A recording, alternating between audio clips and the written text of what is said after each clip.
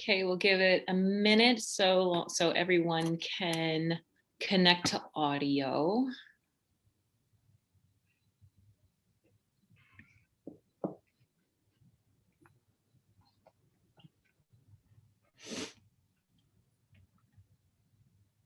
Okay, I'm gonna get started. Good evening, everybody. Happy St. Patrick's Day. I'm Vivian Davis, and I'm a member of the Board of Directors for the Metropolitan Chapter of the Victorian Society. Now, before we have Janice start talking about her wonderful topic, I am going to give you a few announcements. Now, all of these announcements you can find on our website, which is vicsocny.org under calendar. So this is a couple of events that we have coming up. I have my cheat sheet next to me. So on Tuesday, March 30th at 6 p.m., we have Pamela Coleman Smith's New York lecture. On Wednesday, April 7th is our Margot Gale benefit. And that is a lecture on Lois Fuller, Obsessed with Light, a conversation with the filmmakers. So that's an important one. Put it in your calendars. It starts at 6 p.m. on April 7th. On Wednesday, May 5th at 6 p.m., we have a lecture on the Waldorf Astoria and the life of the city. And then Monday, May 10th is our Emerging Scholars celebration at 6 p.m.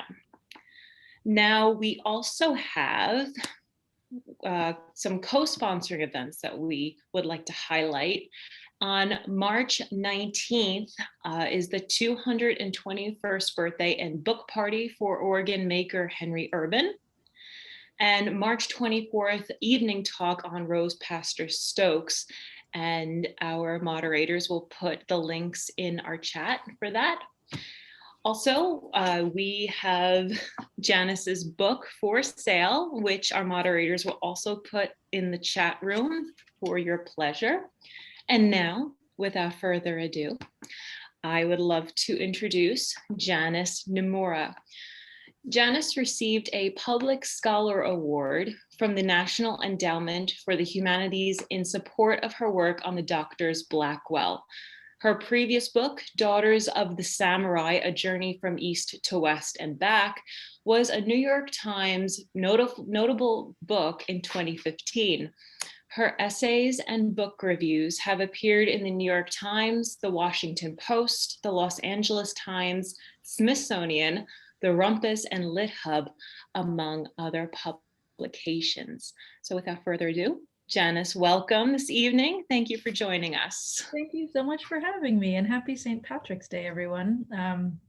Thanks for coming inside on a lengthening evening. Hooray. I'm going to share my screen so we can look at some pictures while I tell this story. There we go. Okay, and thanks also to Eve Kahn for bringing me here, the excellent Eve Kahn. I'm privileged to be her friend. Okay, so the Blackwells. If you are familiar with the name Blackwell, it's probably Elizabeth that you're familiar with, and the phrase first woman doctor comes to mind immediately after that. She was the first woman in America to receive a medical degree in 1849. Her sister Emily, there on the right, was the third woman to receive her medical degree in 1854. And together they founded the New York Infirmary for Indigent Women and Children and the Women's Medical College of the New York Infirmary. So I encountered the Blackwell story for the first time 5 years ago. And this was shocking to me. I am born, raised, and still live in the city where they practiced. I spent my entire childhood from the age of 5 at a proudly feminist all-girls school. I was the math science kid at that school. I graduated with the intention of pursuing medicine. That didn't last. But I couldn't believe that with that context, that the Blackwell story was completely unknown to me. So I went looking for it. And I discovered that the Blackwell story is not hard to find on the children's biography shelf. There are many versions there. They all have lots of similarities. The illustrations always feature a slim, attractive young woman, well-dressed, with a stethoscope, bending solicitously over a grateful patient. It's almost always Elizabeth and just Elizabeth and very little mention of Emily. Here's the middle grade version in my daughter's school library once upon a time. Again, nice clothes, stethoscope, adoring patient.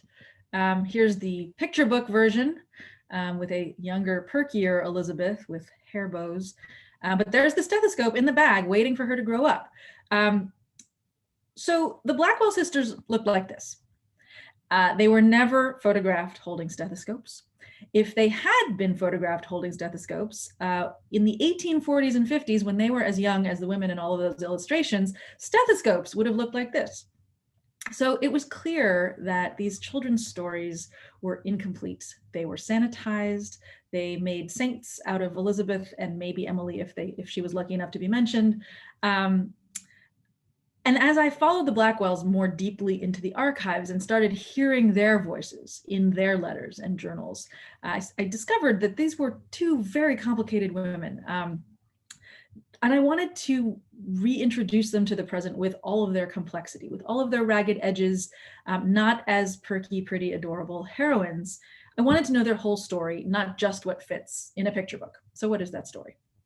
The Blackwells, 8 out of the 9 Blackwell siblings, were born in Bristol, England, and they came to America as children in 1832. They were the children of a paradox, a man who had made his fortune in the sugar refining industry and who spent his free time as an ardent abolitionist. Think about that for a second. He was a dissenter from the Church of England. He believed in educating his 5 daughters to the same level as his 4 sons.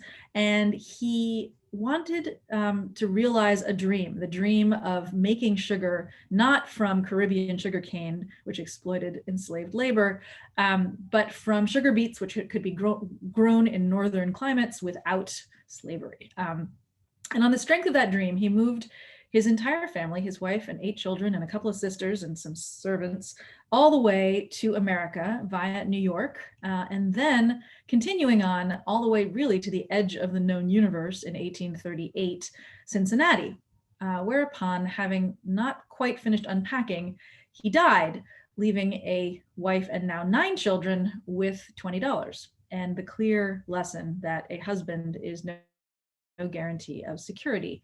None of his 5 daughters ever married. So at this point, not even at this point, all along this way, the Blackwells have all of their influences have created a clan out of them. They depend on each other more than anyone else in the world. They think more highly of each other than anyone else. They kind of turn inward and depend on each other. They also kind of drive each other a little nuts. And so they're rarely all in the same place at the same time, which is a great gift to their biographer, because there are thousands of letters. They never stopped writing to each other, about each other. Just to give you a taste of the fun of archival research, this is called cross-writing. It's what you did in the early Victorian era when paper and postage were dear.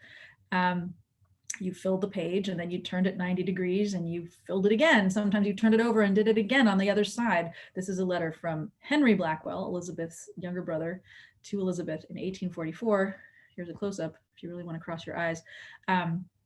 Henry actually had exquisite handwriting. So of all the cross-writing that I encountered, this was probably the easiest to decipher. You do get used to it, but this gives you a taste of my project. They say that if you aren't drowning in material as a biographer, you probably don't have enough. I was definitely drowning. Elizabeth was born in 1821. She just had her 200th birthday on February 3rd, her bicentennial.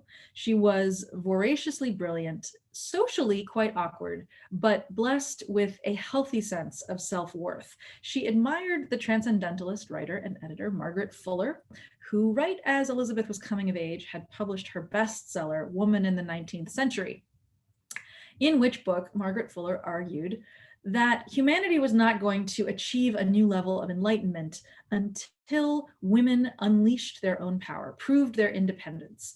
And she believed that women could do anything. It had nothing to do with sex. It had only to do with talent and effort. Women could be sea captains if they wanted to be, said Margaret Fuller.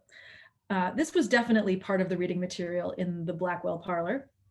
along with all the other transcendentalists and Unitarians and progressive thinkers. It really resonated with Elizabeth.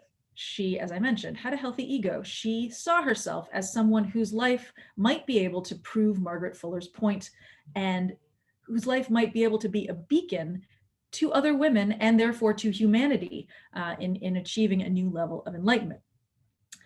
So she chose medicine as a way to prove this point. It was a strategic choice. Elizabeth was not drawn to natural science. She wasn't interested in the human body. She wasn't interested in taking care of people. She thought sickness was a form of weakness. She thought bodily functions were disgusting.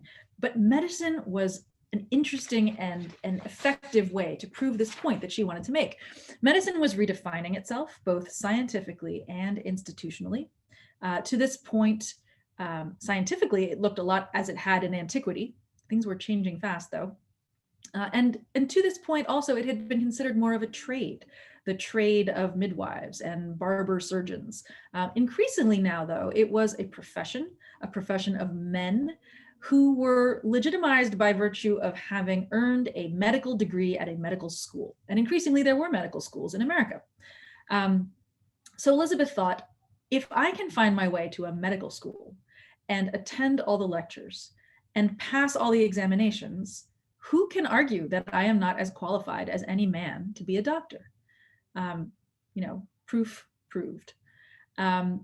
She also knew, as this cartoon from the 1820s suggests, that medical school at this moment wasn't much of a challenge. Medical school was what you did if you weren't smart enough for the law. It wasn't the extraordinary intellectual challenge that it is today.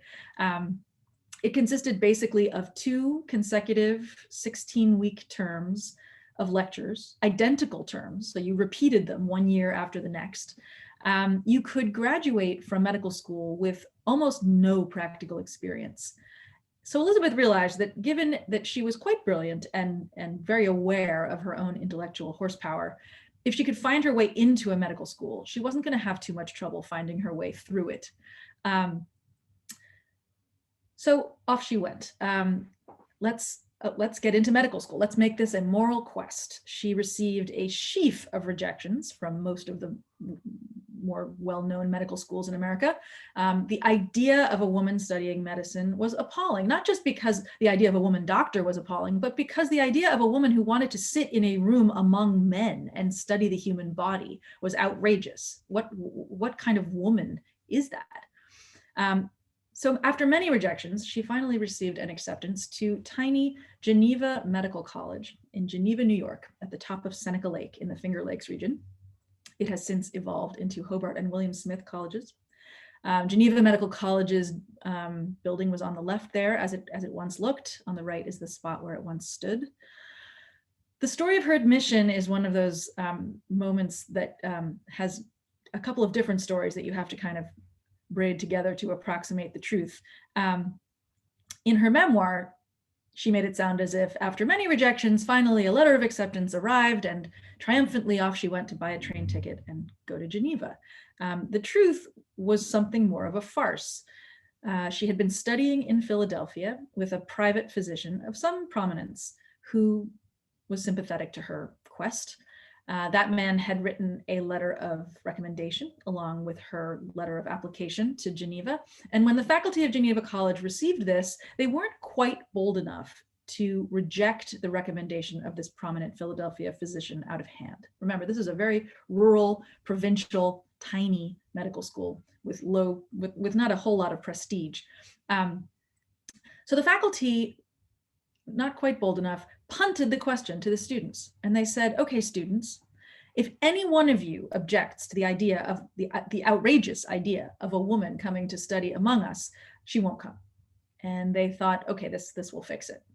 The students, quickly realizing that both their professors were cowards and that this was a prime opportunity to make some mischief, had a student meeting that night. This was a boisterous and raucous bunch of provincial lads. And they basically bludgeoned into submission anyone who disagreed and triumphantly presented a unanimous yes to the faculty the next morning, and then forgot all about it. They assumed that it was a prank being cooked up by a rival medical school, a practical joke. until 3 weeks later when Elizabeth Blackwell walked into the classroom. Once admitted, she really rose to the challenge of medicine. She discovered that it was an intellectual challenge worthy of her talents. And she quickly earned the respect of her fellow students and professors because she was, quite frankly, just better at it than any of them and worked harder. The townspeople of Geneva thought that she was either wicked or insane, but where it counted within the college, she suddenly had a reputation as someone extraordinary. Between terms of medical school, she went back to Philadelphia to get a little bit of practical instruction. I seem to have frozen up here. There we go. And she found herself at Blockley Almshouse, which at this point was the largest municipal hospital in the country, basically sort of a warehouse for the destitute. If you ended up at Blockley, you were at the end of the line. It was a wonderful place to observe illness, if not necessarily healing. And it was here that Elizabeth was exposed to some themes that she would embrace throughout her career. She found her way to a room off the female syphilis ward. And from having no practical experience, she suddenly had more than she could handle.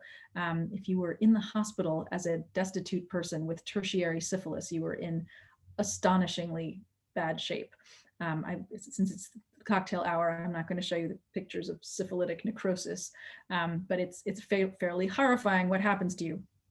So she's starting to make connections between venereal disease and the plight of women, between poverty and public health. This was the summer of 1848. Waves of immigrants were arriving both from Ireland and from the continent, carrying with them what was then called ship fever, typhus.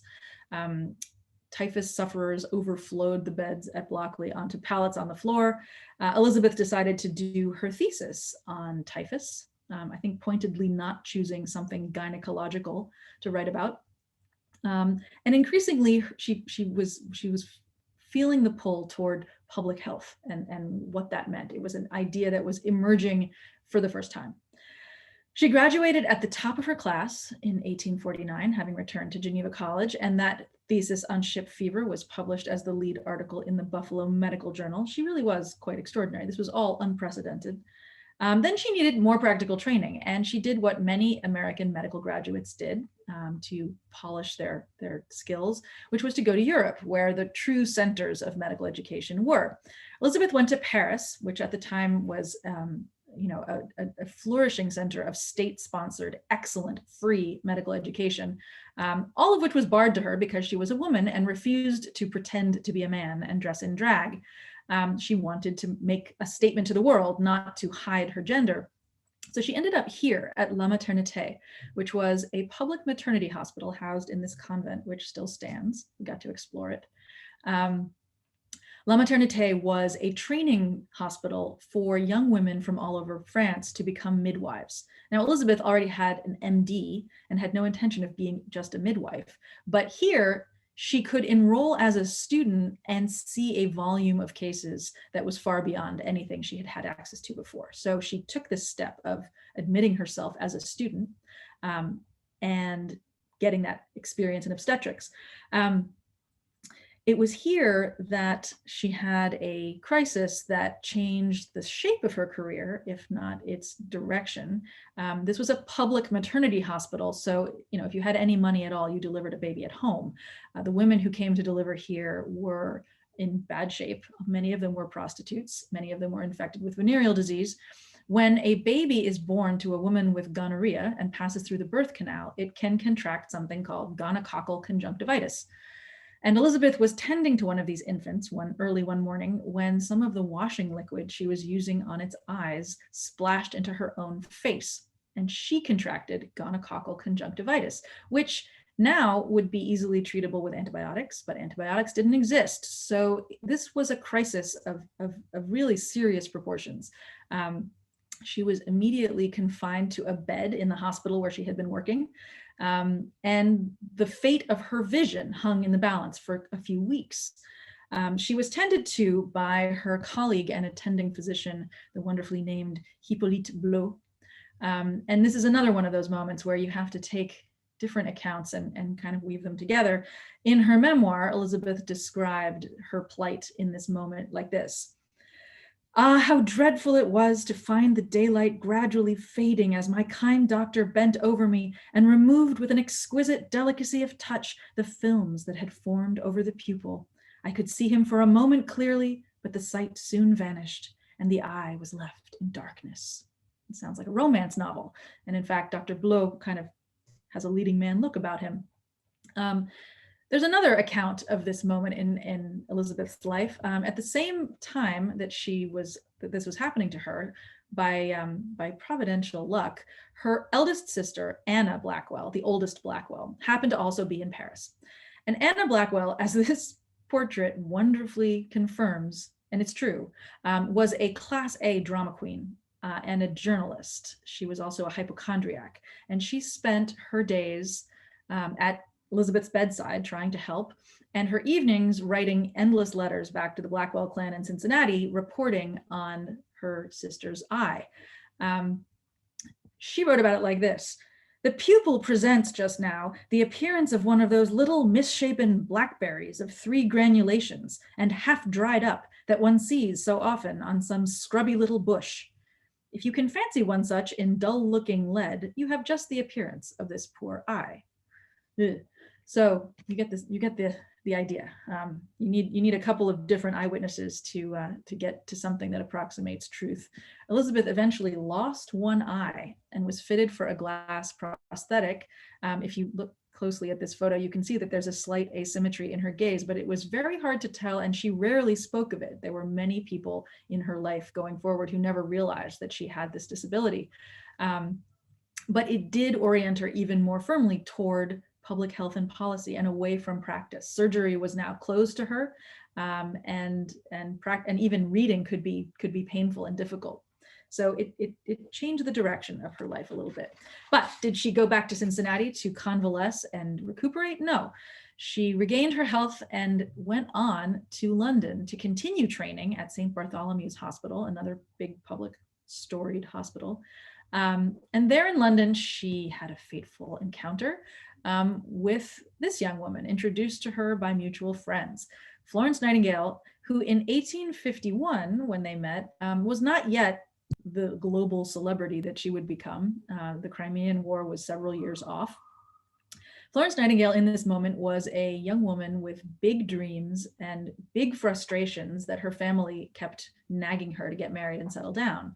I like to think that her encounter with Elizabeth Blackwell was something of an epiphany and a catalyst, because here was this woman, a year different from her in age, that's all, who had left her family behind in America, left any idea of marriage and motherhood behind, gotten herself a medical degree, and was roving all over Europe getting medical experience. Here was proof that a woman could make a life in the field of health and medicine.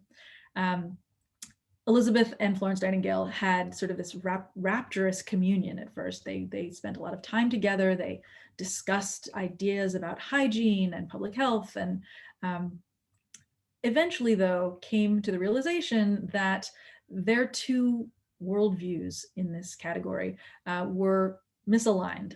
Elizabeth Blackwell was determined to prove to the world that a woman could be a doctor, and Florence Nightingale really believed that a woman's role in health was as a nurse, as a teacher of hygiene. They would always agree to disagree, and there was always a faint whiff of rivalry and tension between them, although they continued to correspond, and Elizabeth used many of Nightingale's ideas about hygiene in her later work in America. So Elizabeth has now finished her training in Europe and chooses to return to New York to set up her practice, and she thinks that everything will go swimmingly because surely women will want to consult a doctor of their own sex when they have embarrassing or intimate ailments to confide. She gets to New York and she hangs out a shingle and no one comes. Why not? Well, because in 1851-52, when she was trying to find patients for the first time, the very phrase female physician did not mean bright young woman with a medical degree. It meant someone like Madame Restel, the notorious Fifth Avenue abortionist. It meant someone who worked in the shadows on the wrong side of the law. If you were consulting a female physician, there was a whiff of scandal about whatever was happening in your life. Nice women who had, again, the means to choose their health care did not consult a female physician. So Elizabeth found herself sort of dismayingly becalmed in New York.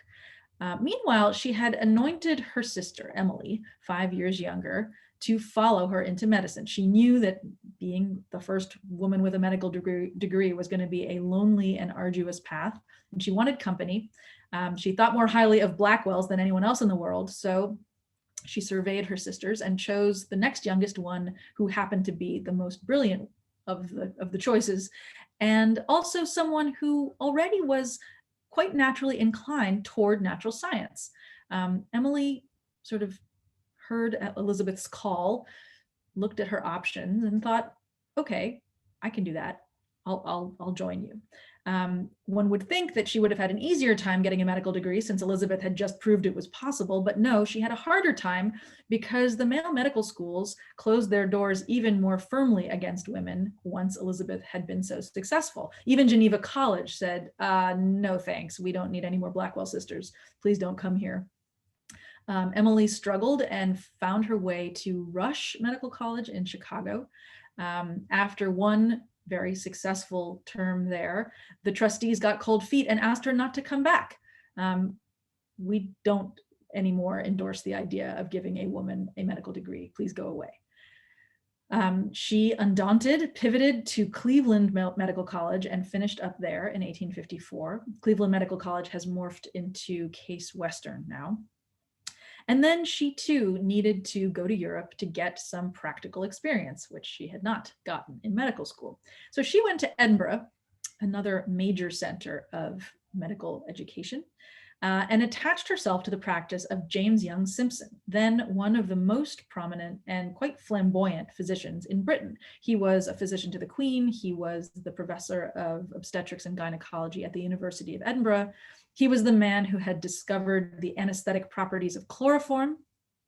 He discovered this by passing a decanter of chloroform around at his dining table, whereupon all of his guests burst into hysterical laughter and then passed out under the table. He was a showman, and I like to think that he enjoyed the shock value of having a female among his assistants. At the same time, he respected Emily Blackwell's skills and natural talent, and he taught her a great deal.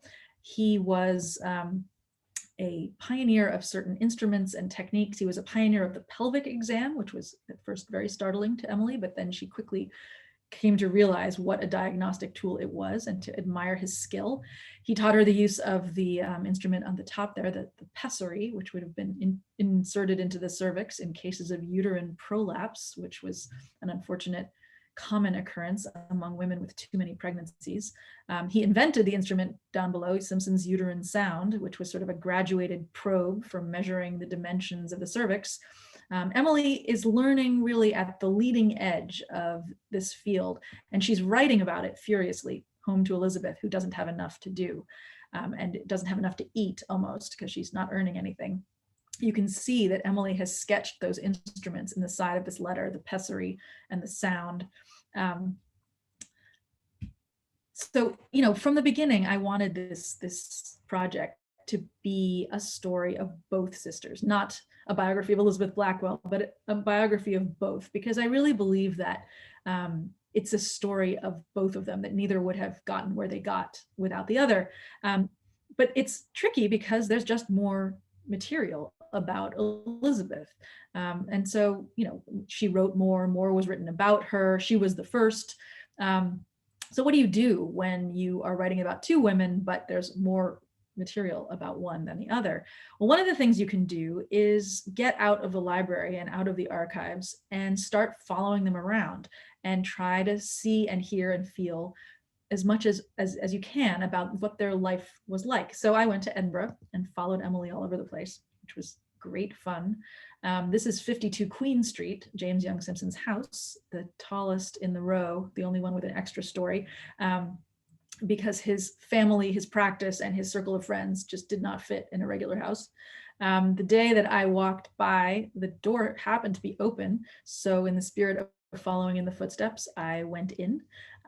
It's now a drug counseling organization. So I wasn't exactly trespassing, but I was able to wander around a little bit on the bottom floor before they asked me to wander out again. And you get a sense of what someone's life is if this is where they come to go to work every day. For instance, the back staircase where James Young Simpson's Latinized initials are still worked into the banister. This was where Emily climbed the stairs each day to get to his consulting rooms. Told me something about her experience. It also told me something about him, because what kind of guy puts his initials in his banister? It teaches you something about the people that you're following around.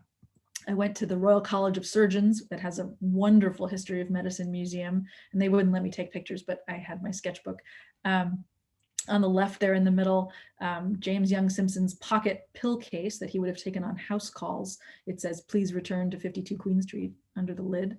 Down below, 2 of his monaural stethoscopes made of ivory and rosewood. I really wanted to believe that one of them might have been one that Emily used to examine a patient. They even had the decanter that the chloroform had been in. So Emily is really learning to be a doctor in Edinburgh, and coming into a feeling of herself as a practitioner. Of course, it's not enough to protect her from the kind of snark that Elizabeth had already come in for from the press. This is a caricature from the London satiric newspaper Punch from the end of Emily's time in Edinburgh. It's meant to depict Emily on the right wearing the scandalous bloomer costume of the women's rights advocates. Of course, Emily, this is another complicated part of the story, wasn't really in sync with the women's rights movement, but that's another story. There she is in her bloomers with a ridiculous hat and a rather mannish profile, squinting through spectacles at the only creature who would consult a lady doctor, a lapdog, being clutched in the arms of a far more conventionally feminine young maiden. The accompanying article said something like, "The only thing that you can say about a woman doctor is that she'll do a better job of looking after her husband and children, because she should certainly settle down and not open a practice." Luckily, both Elizabeth and Emily were very good at ignoring this kind of thing. Emily finally returns to New York and joins Elizabeth at last. And in 1857, together, they found the New York Infirmary for Indigent Women and Children in a building that still stands on the corner of Bleecker and Crosby. They're on the left as it was, and on the right as it is now. It was the first hospital staffed by women. And its intention wasn't just to provide free medical care to the poor women of the neighborhood who would be able to consult a doctor of their own sex. It was also meant to be a place for the slowly growing numbers of female medical graduates to have a place to get practical training. So young female medical graduates would come here they would pay to study and become assistants, because in the wake of Elizabeth and Emily's triumphs at men's medical schools, female medical colleges had opened, and there were increasingly female medical graduates.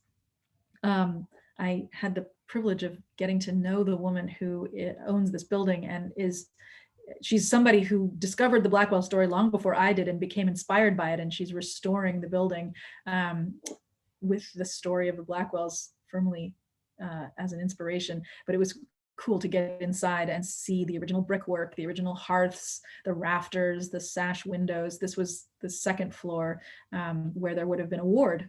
I love those moments where you feel like you're getting closer to the ghosts. As you might imagine, having just founded a hospital, the Blackwells were involved in the war effort when the Civil War broke out. Just after Fort Sumter, they convened a meeting in their own living room of their donors and supporters, and drafted this appeal that ran in the New York Times, an appeal to the women of New York, and especially to those already engaged in preparing against the time of wounds and sickness in the army.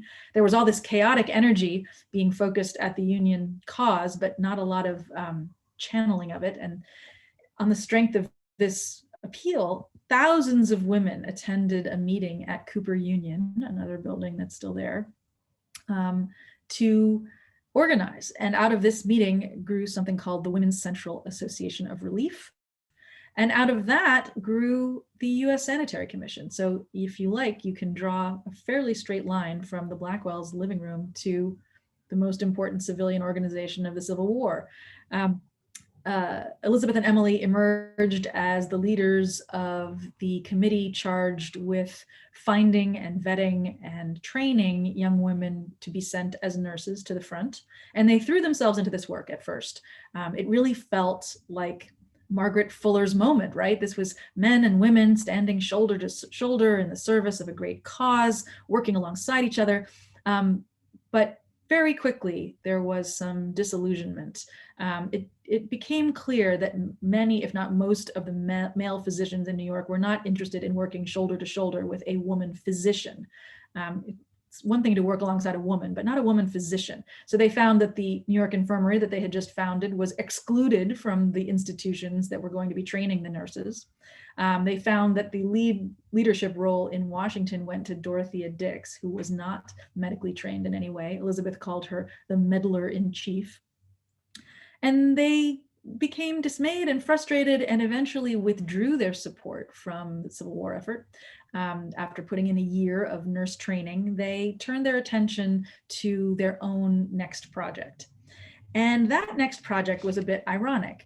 As I mentioned, female medical colleges had begun to open, but the Blackwells found that they were mediocre. They were turning out an inferior strain of graduate. The Blackwells never imagined that this would happen. They thought that their example of being successful in men's medical schools would have opened men's medical schools to women.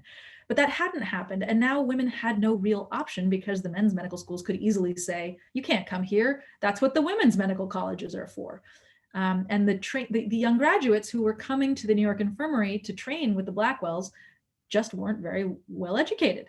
So the Blackwells finally changed their minds and decided to open a women's medical college of their own, but make it better, make it more rigorous at a higher level than even the programs they had attended. So it was longer.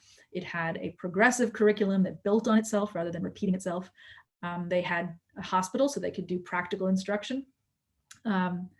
This was the kind of culmination of their professional partnership as sisters, the arc of their professional lives.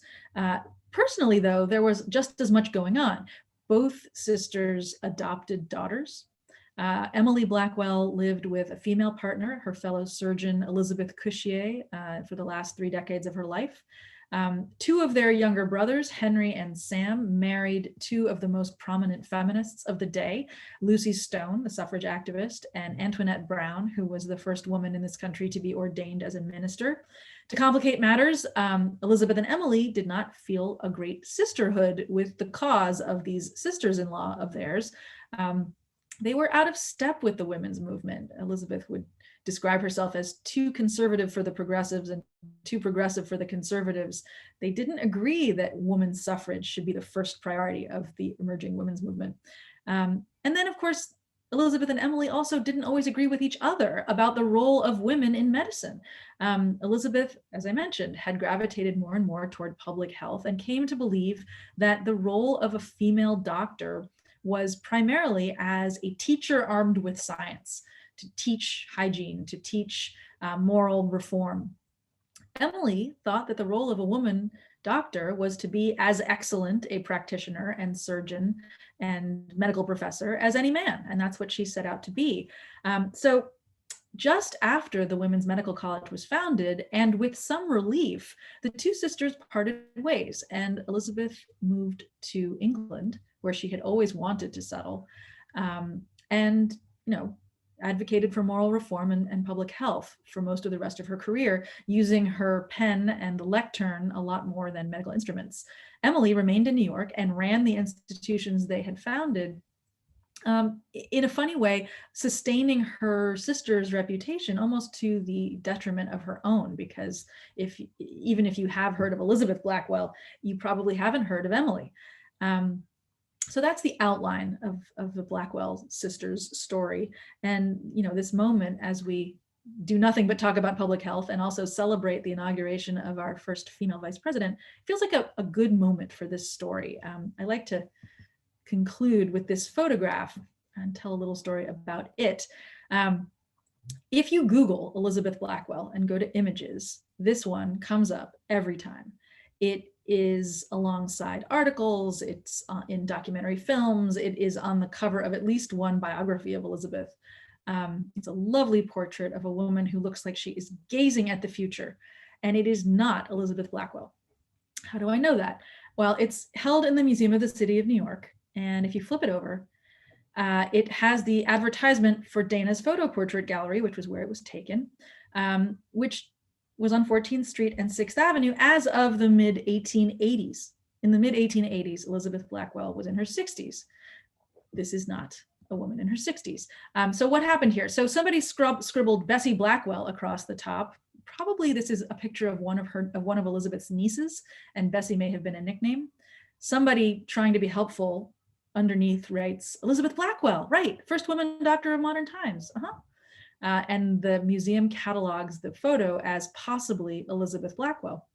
Down below, somebody has noticed what the issue is and written, probably not, since Dana is at 14th Street address circa 1885. So right there on the artifact itself is proof that this is not her. But yet the misidentification persists.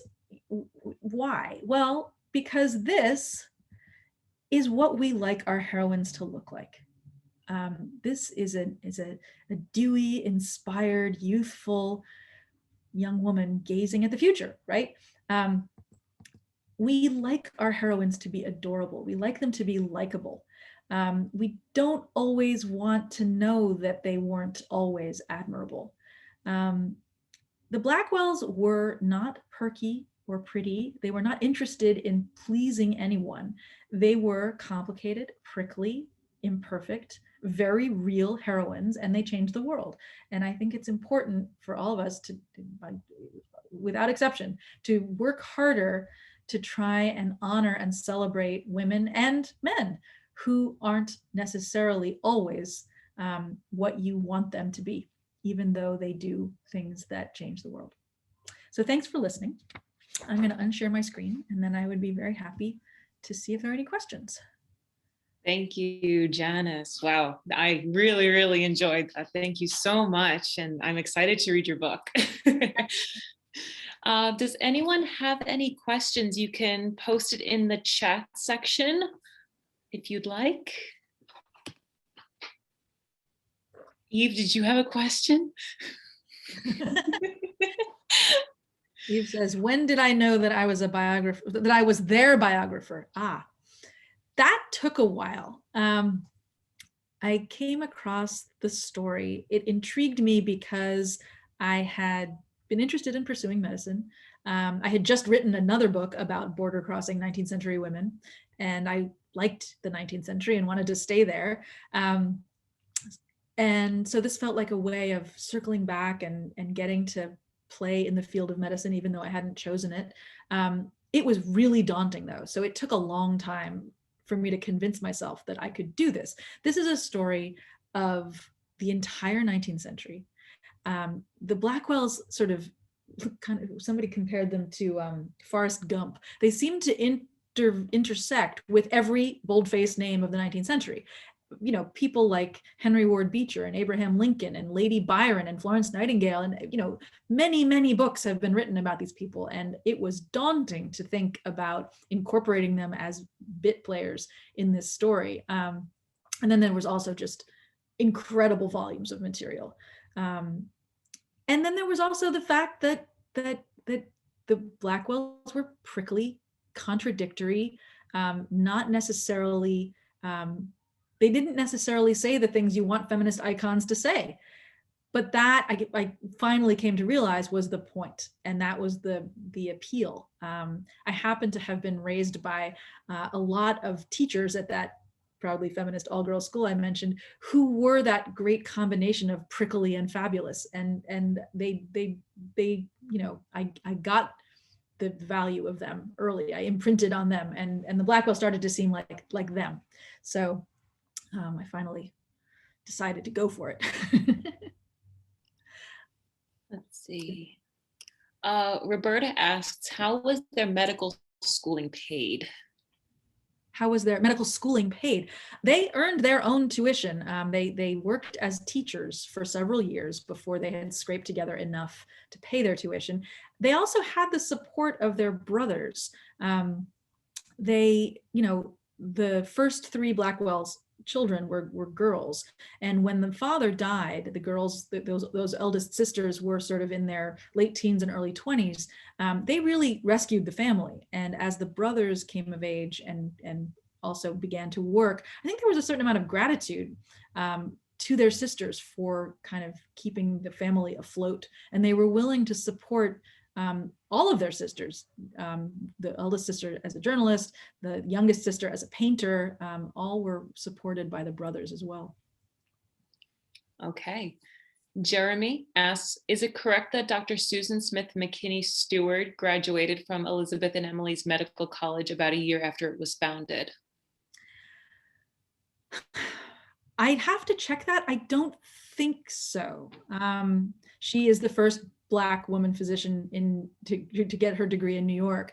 I need to look this up, but I don't think she went to, there were two women's medical colleges in New York at the same time, one founded just before the Blackwells with a very similar name, and they get confused all the time. I believe that she went to the one that was founded by Clemence Lozier, but I would need to look it up.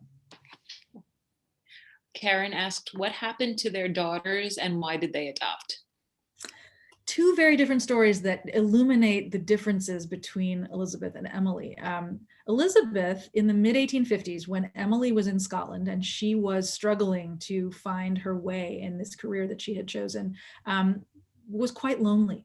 And being Elizabeth Blackwell and not one to succumb to negativity, she decided to, change this, and she marched up to Randall's Island, where the orphan asylum was, and picked out a 6-year-old Irish orphan named Kitty Barry, and took her home. And as a strange combination of daughter and servant and ward and companion and fan, Kitty's role, and she was raised to fulfill it, was to be Elizabeth's acolyte, to stay by her side and keep her from feeling lonely. And bless her heart, that's exactly what she did. Ironically, this woman who had forged this path into a profession for women never really allowed Kitty to either marry or pursue a profession. She also always had Kitty call her Dr. Elizabeth. This was not a traditional mother-daughter relationship, but Kitty, I think, partly in profound gratitude for having been rescued as a child, really did conform to this role. Emily, differently, once Elizabeth had left for England, once the Women's Medical College was founded and she was leading it alone, she adopted an infant, named it after her late mother, and raised her as a daughter. This child called her Mama, signed her letters with kisses, and grew up to get married and have 4 children who were Emily's beloved grandchildren. There's a very different and much more kind of conventional, emotionally warm family situation. Thank you. John says, first, did you know that the building they owned is within the Greenwich Village Historic District and is therefore protected under the rules of the New York City Landmarks Preservation Commission? Yes, I've gotten very intimate with that building. It is very much under that and very much celebrated by Village Preservation, the Greenwich Village Historical Society. It is being fiercely protected from developers who would take that central corner of NoHo and do something awful with it. Absolutely. And he also asks, second, after their father died in Ohio, leaving $20, how did the family pull together to send them to Paris and London? Well, right. So sort of similarly to the tuition support, they also had the support of Blackwell family in England, the cousins who were in the iron trade and had a little bit more means than they did. And then later, the youngest brother, George, made good in real estate. So he was also someone who sort of shrewdly invested his sister's resources and kept them going as well. And then later on, also once they had founded their institutions, they had donors who supported them, and also the support of New York State, which the support that they gave to any hospital. So. Ginny asks, how did you go about finding the source materials, since not too much has been written about them? Well, there is copious source material. Not too many modern biographies have been written, I think, because of the ways in which their story is kind of dissonant with, with feminist ideology. They say, the Blackwells say things that are quite starkly misogynist from time to time. I think people probably picked them up and put them down. So the materials are there, and that was, for me, part of the fun is hearing them say these hair-raising things about their opinion of women, and yet see how they change things for women, and really think about that and meditate on that. And Miss Eve has another question. Did they take a stance for or against the era's popular miasma theory of disease transmission? Right. So miasma theory was this idea that, bad air was what made you catch epidemic diseases. And certainly their own father, who probably died of malaria that he had contracted when they lived in Flushing near a swamp.